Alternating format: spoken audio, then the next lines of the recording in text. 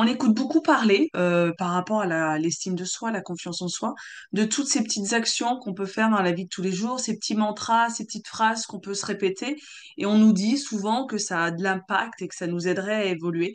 T'en penses quoi, toi? Est-ce vraiment suffisant de se répéter une phrase tous les jours ou en fait c'est que du marketing? Là, tu me lances sur un grand sujet que j'aime bien aborder pour prévenir, pour avertir, parce que c'est vrai que moi, la première, j'en ai marre de ces petites phrases positives, de ce positivisme-là que bah, nous, on appelle aussi la positivité toxique, parfois, là, du développement personnel.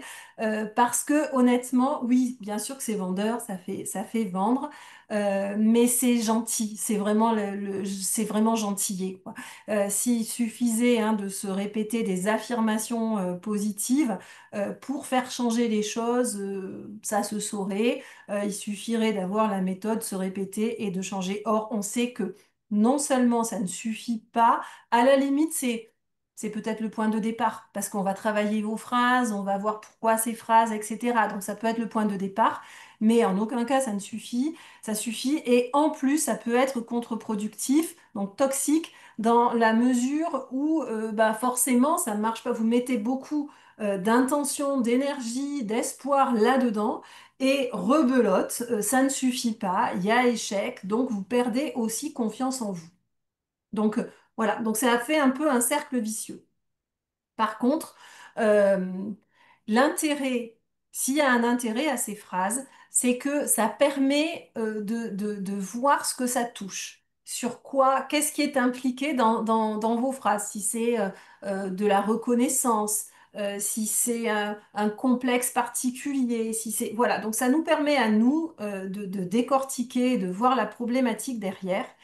Et ensuite, d'évoluer sur un programme où la phrase OK, mais il faut que la phrase soit suivie d'exercices, il faut que la phrase touche l'émotionnel et se dire et se répéter ne suffit pas.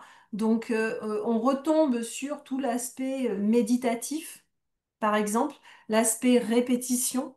Mais c'est pareil, c'est pas juste la répétition pour répéter, c'est la répétition liée en allant chercher au fond de soi l'émotion, l'émotion qui est générée par cette phrase. Voilà. Et ensuite, bien sûr, c'est du comportement. C'est-à-dire que, il n'y a rien de magique. Vous pouvez rester dans votre canapé à vous répéter vos affirmations positives. Si à aucun moment, vous mettez en cohérence votre comportement pour atteindre cette phrase, il n'y a rien qui se passera. Voilà. Donc, la phrase, elle est intéressante parce qu'elle peut mettre en route, elle peut nous permettre d'identifier des freins psychologiques, des blocages, des traumas. Voilà. Et le pourquoi de cette phrase, pourquoi vous voulez tellement ça, et peut-être que finalement, il y a autre chose à faire avant, ou il y a autre chose à faire tout court, mais que cette phrase, elle est parfois le résultat d'un trauma. Et du coup, vous répétez et vous vous en rendez pas compte, mais par association, puisque notre cerveau est une machine à association, il travaille par association, eh bien, vous répétez ce qui a fait valeur de trauma. Voilà. Donc, ces phrases, oui, mais c'est qu'un départ.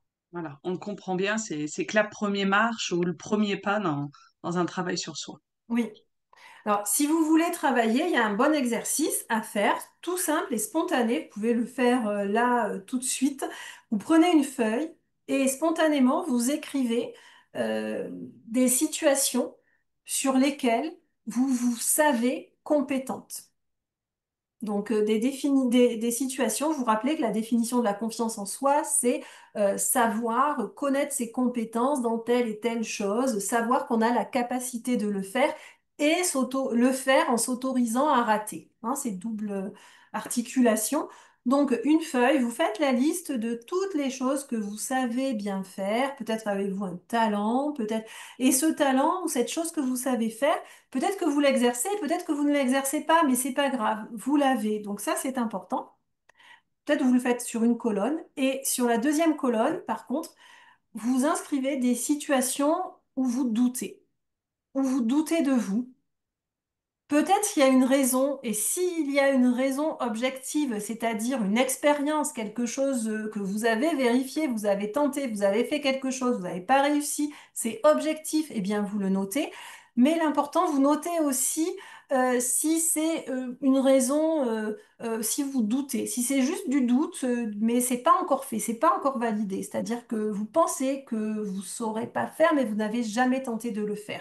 Donc voilà, vous commencez par faire ces deux colonnes et après, nous, en discussion, on vient décortiquer. On vient déjà, on remonte un peu à la racine. Alors pourquoi, comment? Bah, c'est réussite, parce que dans ces réussites, il y a votre ADN de confiance en vous, mais du coup, ça nous en dit long à nous sur l'état de la petite fille ou du petit garçon que vous avez été et qui émotionnellement est toujours là, bien sûr, aujourd'hui. Voilà. Et transposer, on va se servir, c'est ça la recognition. On fait de la recognition en fait.